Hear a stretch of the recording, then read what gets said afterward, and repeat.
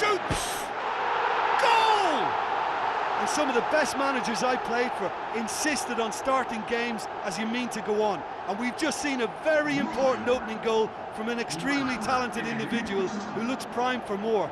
He really does look at it.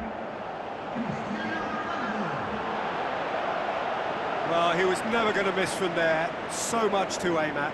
It's almost criminal to see a defence fail to identify someone who thrives when it comes to shooting stats. They knew, and yet they didn't heed, and they've paid the price and deserve to.